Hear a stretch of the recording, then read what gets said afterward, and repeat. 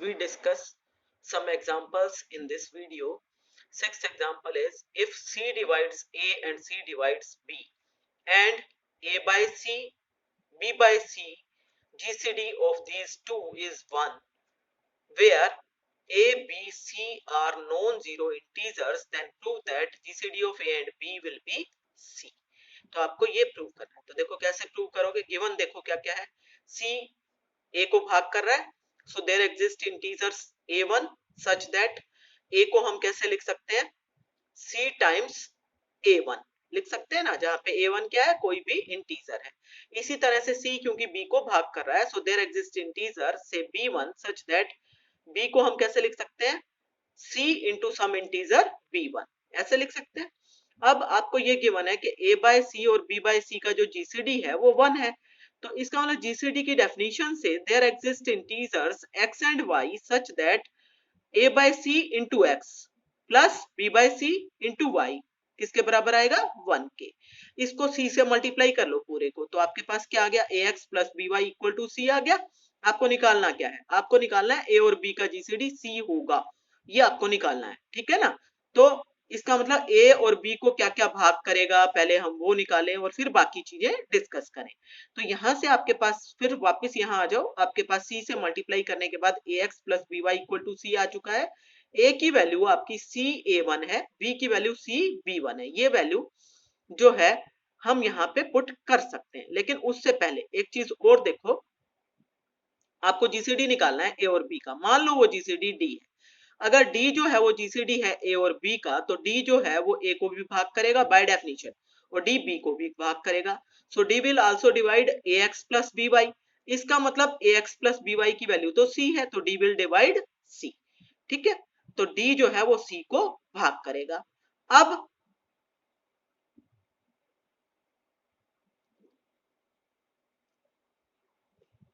आपके पास C जो है वो A को भाग कर रहा है, C B को भाग कर रहा है, और D जो कि GCD है A और B का, वो C को भाग कर रहा है। तो इसका मतलब आपके पास क्या आया कि C divides GCD of A and B means D।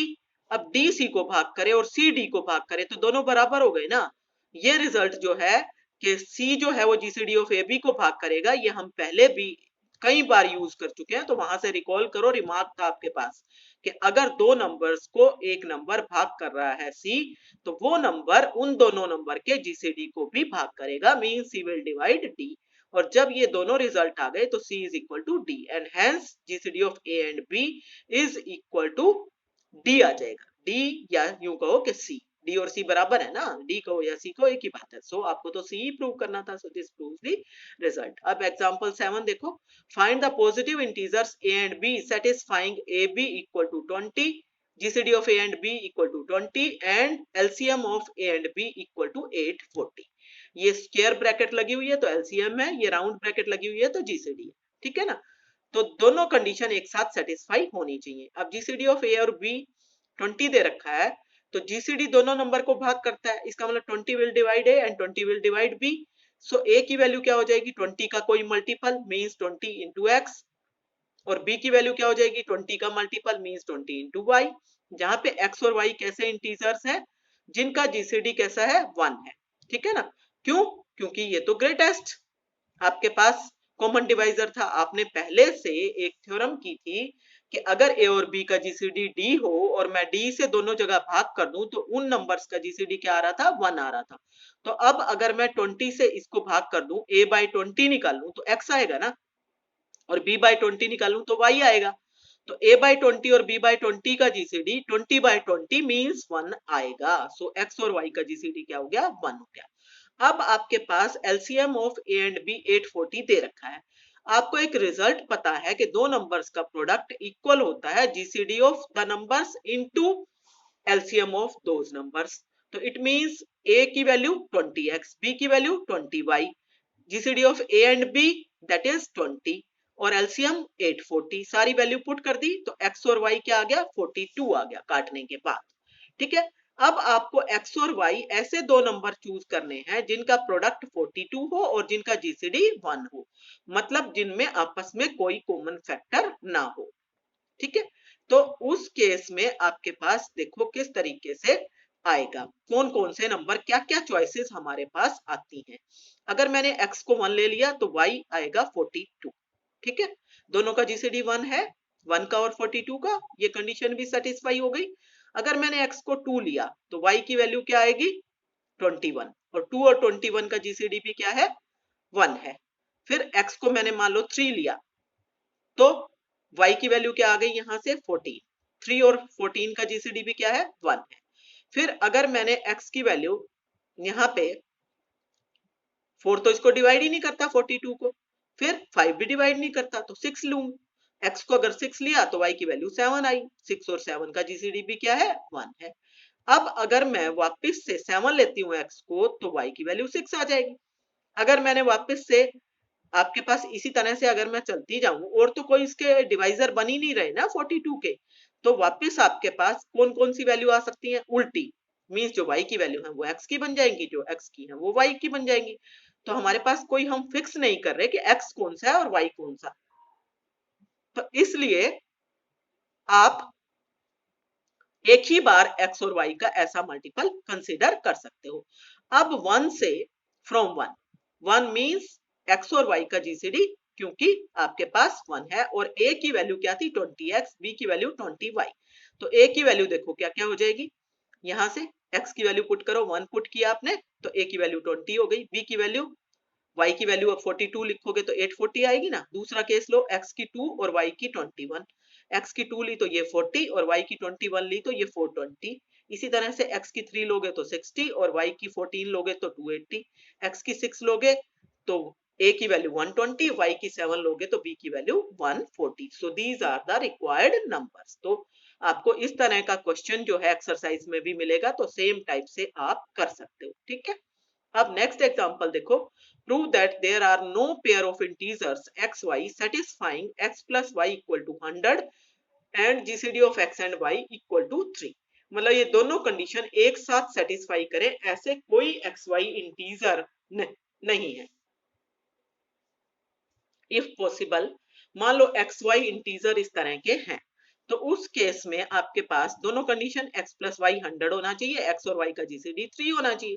तो 3 जो है वो x को भी डिवाइड करेगा, 3 y को भी डिवाइड करेगा, इसलिए 3x प्लस वाई को भी डिवाइड करेगा। सो 3 विल डिवाइड 100, लेकिन ये तो पॉसिबल ही नहीं है। तो इसका मतलब our assumption is wrong and there is no x y satisfying these two equations. अब नेक्स्ट में देखो, prove that there are infinitely many pairs of x y satisfying x plus y equal to 100 and GCD of x and y equal to 10 simultaneously. तो इस case में भी आपके पास जब x और y का जीसीडी 10 है, तो उस केस में देखो यहाँ पे इन्होंने करके नहीं दिखाया है बुक वाले में, लेकिन मैं आपको बताती हूँ, आपको ये जो हमने ऊपर वाले एग्जांपल में किया है ये आपको अपने आप चेक कर लेना है, क्योंकि x और y का जीसीडी 10 है तो 10x को भी डिवाइड करेगा, 10y को भी डिवाइड करेगा, तो इसका मतलब 10 will divide x plus y means 10 will divide 100, तो ये कंडीशन तो सेटिस्फाई हो रही है। इसका मतलब x और y जो इंटीजर्स हैं जो कि इन दोनों को सेटिस्फाई करें वो एग्जिस्ट तो करते हैं। ठीक है, अब एग्जिस्ट करते हैं तो वो आपको निकालने हैं और ये प्रूव करना है कि वो इनफाइनाइट है। तो कैसे करें, x और y का जीसीडी क्योंकि 10 दे रखा है, so by definition there exist integers, x और y तो यहाँ नंबर आ गए थे इसलिए m और n मान लिए, तो x m into x plus n into y equal to 10। ठीक है, यहां से आप वैल्यू निकाल लो एक चीज की, किसकी वैल्यू निकालोगे, यहां से फर्स्ट से या x की निकाल लो या y की निकाल लो, y की निकाल ली है तो 100 माइनस एक्स आ गई, वो वैल्यू यहाँ पे पुट कर दो, तो mx plus n into 100 minus x equal to 10, तो mx plus 100n minus nx equal to 10 and from here आपके पास क्या आ गया, m minus n into x, यहां से m minus n into x equal to 10 minus 100n, ये आ जाएगा ना आपके पास। And then from here x की वैल्यू क्या आ गई 10 minus 100 n divided by m minus n। अब m और n जो है वो तो आपके पास आर्बिट्रेरी इंटीजर्स थे, तो जब वो इंटीजर हैं तो ये जो आपके पास नंबर आया 10 में से कोई इंटीजर घटा, नीचे भी एक इंटीजर में से दूसरा इंटीजर घट रहा है, तो इसका मतलब आपके पास x की जो वैल्यू है दैट बिकम्स इंटीजर। और अगर आपके पास x की वैल्यू इंटीजर आ गई है तो उस केस में आपके पास जो y की वैल्यू है, जो कि यहाँ से आपके पास कितनी आ गई थी 100 माइनस x, वो भी इंटीजर आ जाएगी। चेक भी कर सकते हो कुछ वैल्यूज को पुट करके, जैसे मान लो मैंने m को 10 ले लिया, n को -1 ले लिया, तो उस केस में आपके पास क्या आ जाएगा, दिस विल बिकम 10 प्लस 100 और नीचे आ गया आपके पास 10 प्लस 1, तो ये आ गया 110 बाय 10 मीन्स 10। x की वैल्यू 10 आ गई और उस केस में y की वैल्यू 100 माइनस x मीन्स 90 आ गई। फिर इसी तरह से x को 5 ले लो, y को -2 ले लो, कुछ भी ले सकते हो, तो ये फिक्स नहीं है, कुछ भी ले सकते हो, कोई भी नॉन जीरो इंटीजर्स आप ले लो। सेम नहीं लेने, m should not be equal to n, क्योंकि m इक्वल टू n आएगा तो उस केस में x की वैल्यू इनफाइनाइट आ जाएगी। डिफरेंट वैल्यूज आपने लेनी है, ठीक है ना। तो डिफरेंट वैल्यूज भी तो इनफाइनाइट है, एक आपने वही केस तो छोड़ना है जब m is not equal to n, बाकी सारे केसेस में तो आपके पास आएंगी ना, तो इसलिए इनफाइनाइट वैल्यूज आपके पास आ जाएंगी। अब आप एक्सरसाइज ट्राई कर सकते हो, मैं आपको वीडियो में भी एक बार ये एक्सरसाइज शो कर दे रही हूँ। तो ये आपके पास क्वेश्चंस हैं, यहाँ से लेके यहाँ तक 10 क्वेश्चन है, ये भी आप ट्राई कर लोगे, ठीक है। और ये है आपके पास कुछ और क्वेश्चंस 11 से 15 तक, and these are the answers, try these questions and